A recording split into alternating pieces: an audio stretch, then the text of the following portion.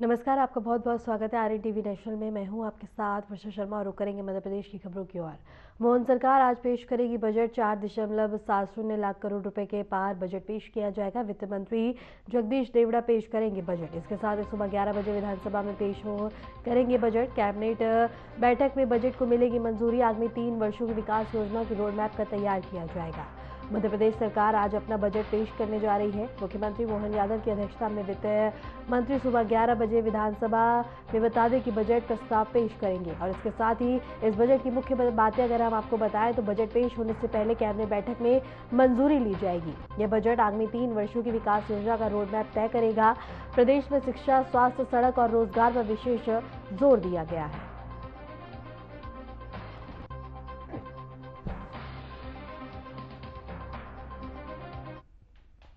मध्य प्रदेश के मुख्यमंत्री डॉक्टर मोहन यादव ने कहा कि मध्य प्रदेश का 2023 और 24 और 2024 से लेकर 25 का पूंजीगत व्यय देखे जाए तो लगभग बता दें कि वृद्धि हुई है। और पूंजीगत व्यय में बढ़ोतरी का सीधा संबंध नए उद्योग, बेहतर कनेक्टिविटी और रोजगार के अवसरों से होता है। हमने कर्नाटक जैसे राज्य को भी पूंजीगत व्यय में वृद्धि में पछाड़ दिया है और साथ ही बजट पर प्रकाश डाला। मैं उम्मीद करता हूं कि जिस प्रकार से जीएसडीपी में हमारी वृद्धि हो रही है, ये 10% की वृद्धि गत वर्ष थी और इस साल ये हमारी ग्रोथ 11% से आगे जा रही है। इस प्रकार 2 वर्षों तक 2 अंकों में जीएसडीपी का वृद्धि प्रतिशत विगत 2 वर्षों में हमें लगभग 22.56% की वृद्धि हुई है। यह अर्थव्यवस्था के आकार में मजबूत आधार को बताता है, मजबूत प्रगति को बताता है। अधोसंरचना में एमएसएमई, कृषि सुधार की सफलता अद्भुत है। ये आकलन अगर अपन देखें तो प्रति व्यक्ति आय, अगर मैं ये इस तरह से बताना चाहूँगा कि ये उल्लेखनीय 10-11 से कंपैरिजन करें तो प्रति व्यक्ति 10-11 में जो आय थी वो लगभग 38,497 रुपये थी।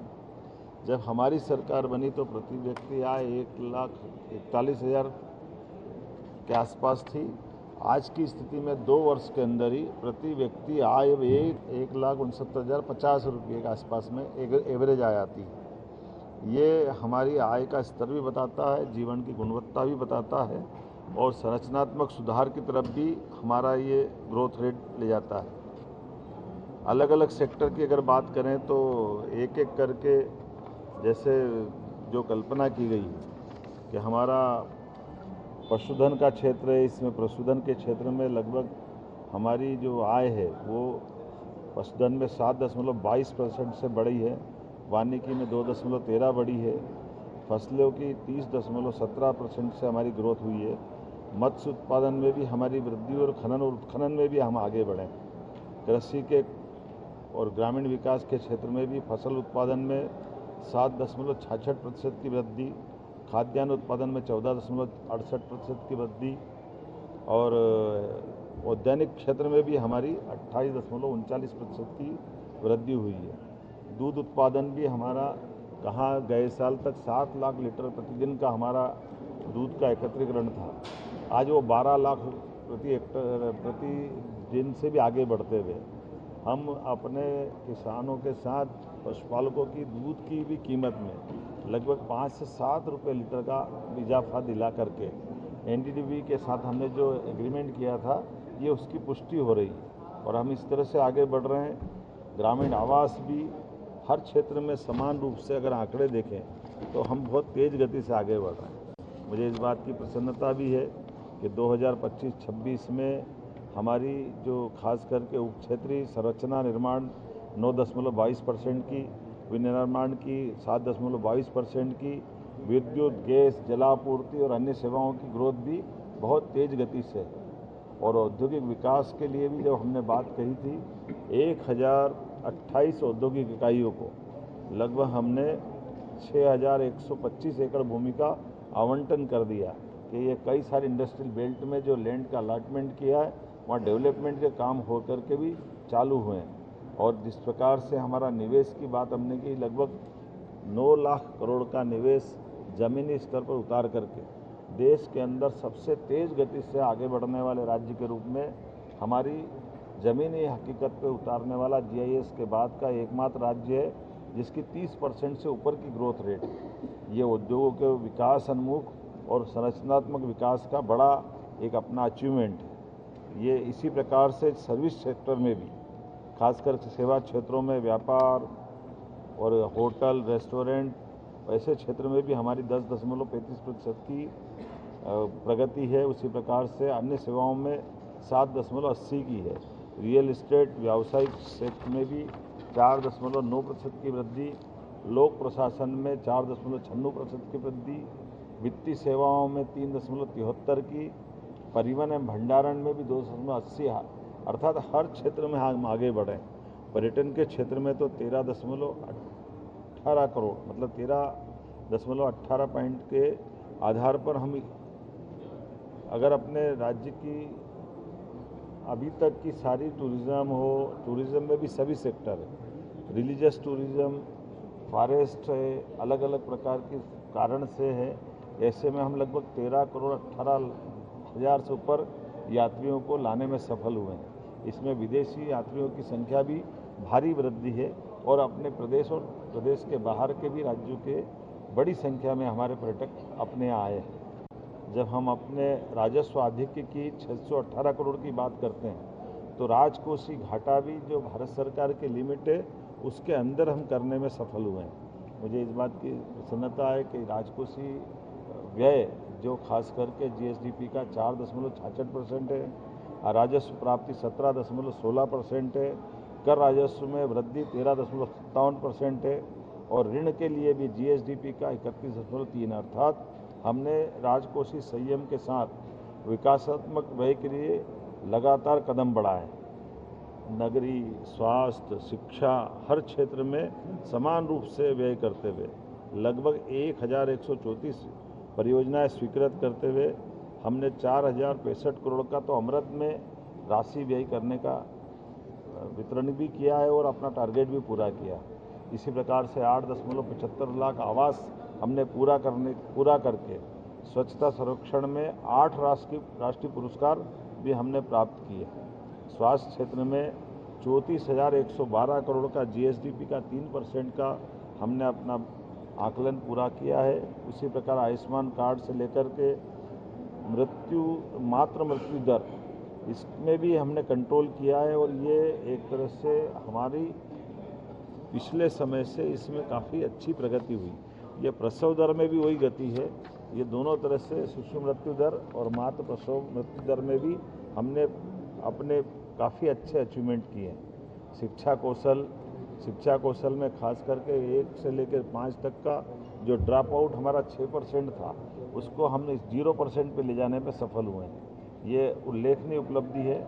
इसी प्रकार से विद्यार्थियों 45,668 विद्यार्थियों को 500 करोड़ से ज़्यादा की सहायता हमारे द्वारा प्रदान की गई है। तकनीकी संस्थान भी हमारे लिए 1,625 से बढ़कर के 2,070 पर ये टिके हैं।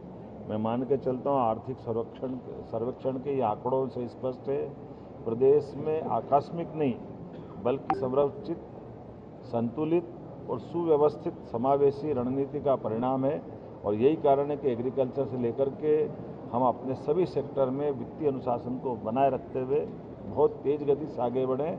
आइए मध्य प्रदेश को और आगे बढ़ाने के लिए माननीय प्रधानमंत्री जी के नेतृत्व में इसी प्रकार ये विकास का क्रम जारी रखते हुए अब कल हम अपने राज्य के अंदर बजट का पूरे देश के अंदर एकमात्र हमारा राज्य मध्य प्रदेश रहेगा जो हमारा रोलिंग बजट लेते हुए 3 साल के आगामी 1 साल का बजट और 2 साल की बजट की आउटलाइन को जोड़ करके एक नवाचार हम कर रहे हैं, जिस आधार पर यशस्वी प्रधानमंत्री की अपेक्षा मध्य प्रदेश से है। हम उम्मीद कर रहे हैं कि हमारे इस काम के आधार पर बाबा महाकाल का आशीर्वाद भी रहेगा। हमारे अधिकारी, कर्मचारी, आम जनता और सारे लोगों ने मिलजुल करके जो विकास का संकल्प लिया है, निश्चित रूप से हम उसमें सफल होंगे। सीएम डॉक्टर मोहन यादव ने कहा कि प्रधानमंत्री नरेंद्र मोदी के नेतृत्व में कल मध्य प्रदेश का बजट पेश किया जाएगा। मध्य प्रदेश का पहला राज्य बनेगा जो अपने बजट में आगामी 3 वर्षों की विकास योजना का खाका प्रस्तुत करेगा। इस बजट में इस वर्ष का विस्तृत बजट और अगले 2 वर्षों की विकास योजनाओं की आउटलाइन शामिल होगी। सरकार का उद्देश्य विकास, रोजगार सृजन और कनेक्टिविटी सुधार को बढ़ावा देना है। माननीय प्रधानमंत्री जी के नेतृत्व में इसी प्रकार ये विकास का क्रम जारी रखते हुए अब कल हम अपने राज्य के अंदर बजट का पूरे देश के अंदर एकमात्र हमारा राज्य मध्य प्रदेश रहेगा जो हमारा रोलिंग बजट लेते हुए 3 साल के आगामी 1 साल का बजट और 2 साल की बजट की आउटलाइन को जोड़ करके एक नवाचार हम कर रहे हैं, जिस आधार पर यशस्वी प्रधानमंत्री की अपेक्षा मध्य प्रदेश से है। हम उम्मीद कर रहे हैं कि हमारे इस काम के आधार पर बाबा महाकाल का आशीर्वाद भी रहेगा, हमारे अधिकारी, कर्मचारी, आम जनता और सारे लोगों ने मिलजुल करके जो विकास का संकल्प लिया है, निश्चित रूप से हम उसमें सफल होंगे।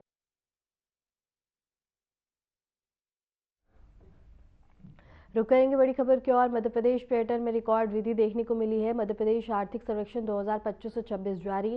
पर्यटन और सेवा क्षेत्र में वैश्विक पहचान बनी है। 5 वर्षों में 66.65% वार्षिक औसत वृद्धि दर्ज की गई है। पर्यटकों की संख्या में 13.18 करोड़ पहुंची है। नवंबर 2025 तक की अगर बात करें तो 13.18 करोड़ रुपए पहुंची है। इसके साथ ही प्रदेश की अर्थव्यवस्था को बड़ा समर्थन मिला है और पर्यटन में नया आयाम देखने को मिल रहा है। सबकी बड़ी खबर हम आपको बता रहे हैं, जहां नई वृद्धि देखने को मिली है। और इसके साथ ही अगर पिछले वर्ष की बात करें तो इस वर्ष ज़्यादा समर्थन देखने को मिला है।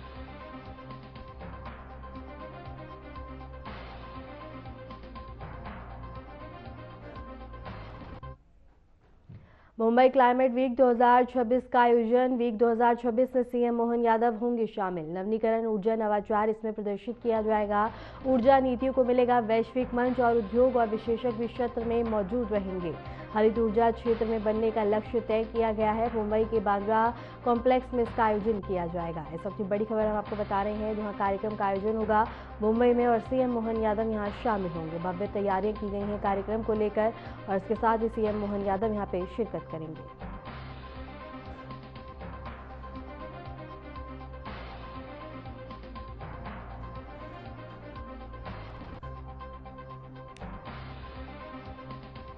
और इस वक्त की बड़ी खबर हम आपको बता रहे हैं, जहां मुंबई में कार्यक्रम का आयोजन किया जाएगा। सीएम मोहन यादव इस कार्यक्रम में शामिल होंगे। मुख्यमंत्री किसान कल्याण योजना, कृषकों को मिलेगा सीधा राशि का अंतरण। सिंगल क्लिक से बता दें कि अंतरण राशि की जाएगी और सीएम किसान कल्याण के अंतर्गत राशि प्रदान की जाएगी। तेज और पारदर्शी भुगतान प्रणाली लागू होगी। लाभार्थियों को मिलेगा सीधा वित्तीय लाभ। किसान सशक्तिकरण को मिलेगा इससे बढ़ावा। इस वक्त की बड़ी खबर हम आपको बता रहे हैं, जहां सिंगल क्लिक के जरिए से किसानों को बड़ा लाभ मिलने जा रहा है, बड़ी सौगात मिलेगी।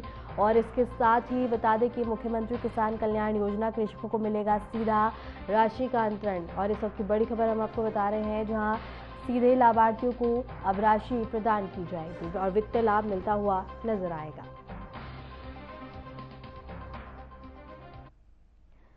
जयपुर में केंद्रीय कृषि मंत्री शिवराज सिंह चौहान ने कांग्रेस पर गरीबों के अनाज को सही तरीके से वितरण न करने का आरोप लगाया। उन्होंने कहा कि जब जनता महंगाई से जूझ रही थी तब सस्ता अनाज बाहर क्यों बेचा गया और इससे कौन लाभान्वित हुआ है, और कहा कि कांग्रेस ने शासनों में भंडारों में अनाज सड़ रहा था और सुप्रीम कोर्ट ने उन गरीबों के लिए भंडार खोले जाने की बात कही थी।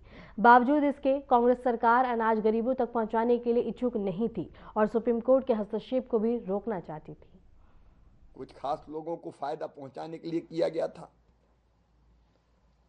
जब देश की जनता महंगाई से परेशान थी तो सस्ता अनाज बाहर क्यों बेचा गया? बाहर भेज के किसका भला किया? उनको यह भी बताना चाहिए कि जब कांग्रेस की सरकार में हमारे अन्न के गोदाम भरे हुए थे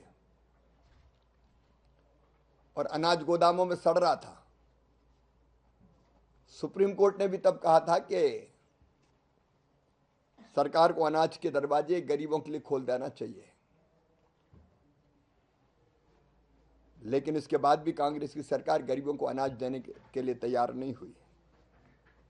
उल्टा ये कहा कि सुप्रीम कोर्ट इस मामले में दखल ना दे, अनाज सड़ता रहे, गरीब तक ना पहुंचे। ये तो प्रधानमंत्री नरेंद्र मोदी जी ने गरीब कल्याण अन्न योजना बनाई, बाद में सरकार आने के, और 80 करोड़ लोगों को भारत के निःशुल्क अन्न वितरित करने का काम किया। अभी लगातार वो एक के बाद एक झूठ बोले चले जा रहे हैं। मैं कहता हूं जोर देकर, अमेरिका सहित अन्य देशों से जो समझौते हुए हैं वो सब भारत के और भारत के किसानों के हित में हुए हैं। देश का और किसानों का हित सर्वोपरि रखते हुए हुए।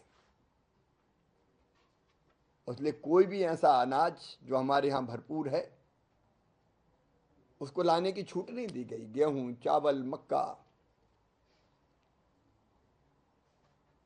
हमारे सारे फल सुरक्षित हैं, सब्जियां सुरक्षित हैं। केवल वो चीजें जिसकी हमारे यहां कमी है और हम आयात करते ही हैं। अब राहुल गांधी आरोप लगा रहे हैं सेब के बारे में, तो सेब 5.5 लाख मीट्रिक टन भारत पहले से ही आयात करता रहा, तुर्की से, ईरान से। तो तुर्की के बजाय अगर कुछ अमेरिका से भी आ जाए तो हमें क्या दिक्कत है?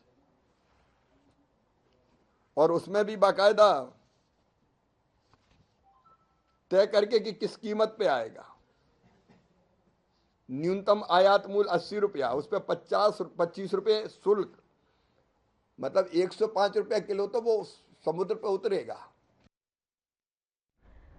केंद्रीय कृषि मंत्री शिवराज सिंह चौहान ने बताया कि अधिकांश किसान अंग्रेजी नहीं जानते, वे केवल अपनी स्थानीय कृषि भाषा में ही जानकारी समझते हैं। वे आईटी सिस्टम के संचालन से परिचित नहीं हैं और न ही आईटी विशेषज्ञ हैं। इसलिए किसानों को ऐसा प्लेटफॉर्म चाहिए जहां वे फोन उठाकर संवाद कर सके, समस्याएं साझा कर सके और आवश्यक जानकारी प्राप्त कर सके।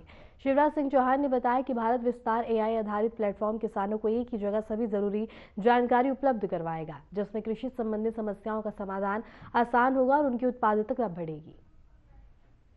अगर टेक्नोलॉजी का लाभ खेत और खलिहान में किसान को ना मिल पाए तो ये देश तो किसानों का है, फिर वो टेक्नोलॉजी का अर्थ क्या हुआ?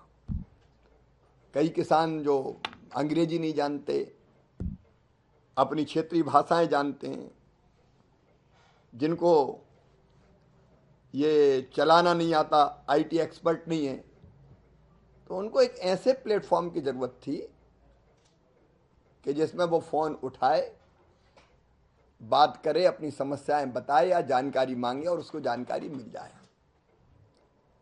और इसलिए भारत विस्तार एक एआई प्लेटफॉर्म है जहां एक जगह सभी जानकारी किसान को मिलेगी। अभी 10 योजनाओं को इससे जोड़ा है, अलग अलग और जुड़ती जाएंगी। अभी मसलन अगर वो खेत में गया और फसल खराब दिखी, कोई रोग का प्रकोप दिखा, तो मोबाइल उठाएगा और 155 261 155 261 नंबर डायल करेगा और वो सवाल पूछेगा तो उसको उत्तर मिलेगा।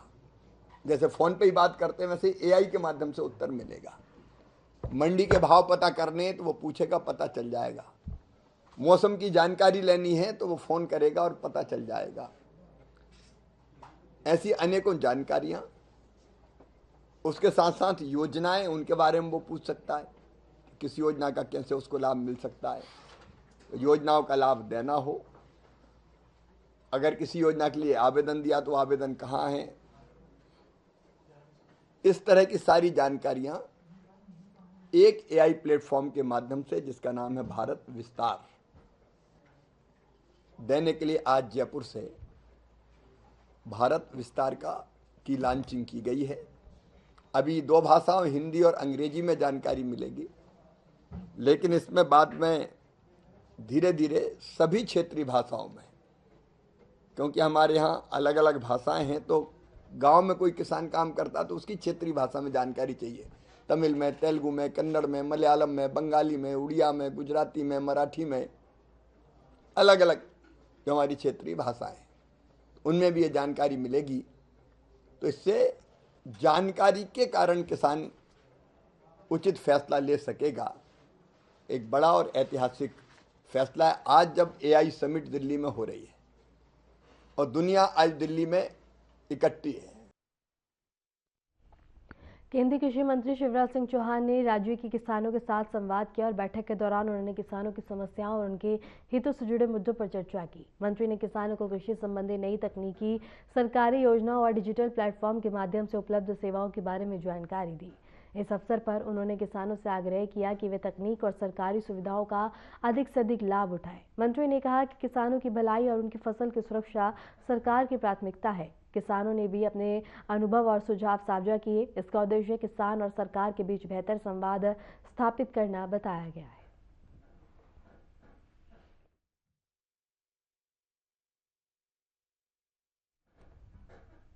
खरगोन जिले के थाने में तैनात एक पुलिसकर्मी ने मानवता और कर्तव्य निष्ठा का उत्कृष्ट उदाहरण पेश किया। जानकारी के अनुसार अचानक एक राहगीर सड़क किनारे अचेत होकर गिर गया। पास से गुजर रहे लोगों ने तुरंत पुलिस को सूचित किया और इसके साथ ही थाने के पुलिसकर्मी तुरंत मौके पर पहुंचे और राहगीर की स्थिति देखकर उन्होंने तत्काल CPR शुरू किया।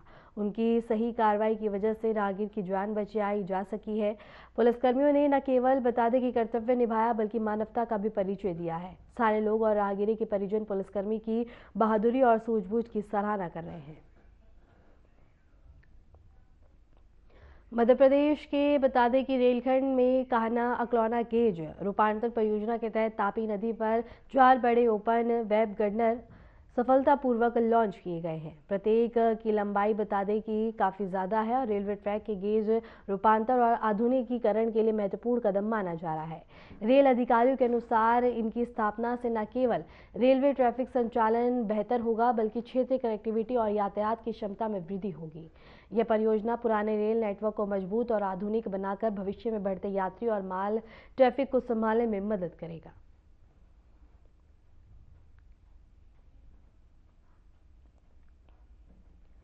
मध्य प्रदेश के मौसम विभाग ने अगले 24 घंटे में 21 जिलों में भारी बारिश और तूफानी हवाओं का अलर्ट जारी किया। इसके तहत इंदौर, भोपाल, उज्जैन, ग्वालियर, जबलपुर और अन्य जिलों में तेज बारिश के साथ बिजली गिरने की संभावना भी जताई गई है। मौसम विभाग ने लोगों से सावधानी बरतने और खुले स्थानों पर रहने से बचने की सलाह दी है। किसानों को भी अपने फसलों और पशुधन की सुरक्षा के लिए जरूरी कदम उठाने को कहा गया है। प्रशासन ने सड़क, पुल और अन्य सार्वजनिक स्थानों पर सावधानी बढ़ा दी है और आपदा प्रबंधन दल को तैनात किया गया है।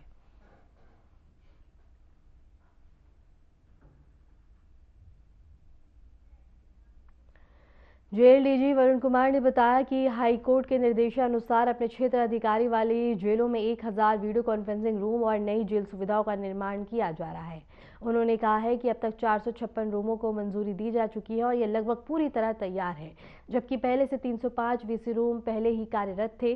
सुविधाओं का उद्देश्य इस पहल से कैदियों के न्यायिक कार्यों और तेजी लाना और सुविधा सुनिश्चित की जाएगी। में माननीय उच्चतम न्यायालय के निर्देश में अनुसार 1000 वीडियो कॉन्फ्रेंसिंग कक्ष, नवीन कक्षों का निर्माण हो रहा है। 456 कक्ष अभी तक सैंक्शन मतलब कंप्लीट हो गए हैं और वो मतलब सर्विस के लिए रेडी हैं। 12 कक्ष यहाँ पे आज उद्घाटन हुआ है, तो वो तेजी से उसमें काम चल रहा है और जल्द से वो 1000 कक्ष हो जाएंगे कंप्लीट। और 3 उज्जैन के प्रसिद्ध महाकालेश्वर मंदिर में बाबा महाकाल की भस्म आरती श्रद्धा और उत्साह के साथ संपन्न हुई। भक्तों ने भारी भीड़ में और इसके साथ ही बता दें कि आरती में हिस्सा लिया और भगवान महाकाल के दर्शन कर आशीर्वाद प्राप्त किया। मंदिर प्रांगण में पारंपरिक रीति रिवाजों का पालन करते हुए पुजारियों ने भस्म आरती अदा की और भक्तों ने कहा कि महाकाल की भस्म आरती देखकर मन को शांति और शक्ति मिलती है। आयोजन में बड़े प्रशासन और इसके साथ ही तमाम व्यवस्था की गई है।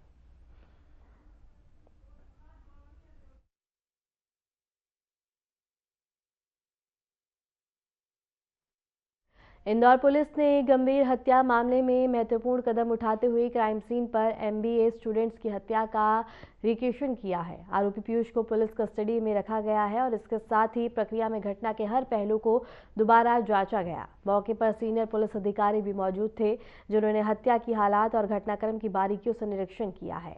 इस दौरान बता दें कि आरोपी पीयूष ने पुलिस के सामने घटनाक्रम को दोहराया, जिससे जांच अधिकारियों को घटना की पूरी प्रक्रिया समझने में मदद मिली है। पुलिस ने बताया है कि उन्हें यह समझने में आसानी होगी कि हत्या किन हालात में हुई और किस प्रकार से अपराध को अंजाम दिया गया। इस प्रक्रिया के दौरान घर के अंदर मौजूद सबूतों और घटना स्थलों के चिन्हों का भी गहन अध्ययन किया गया है।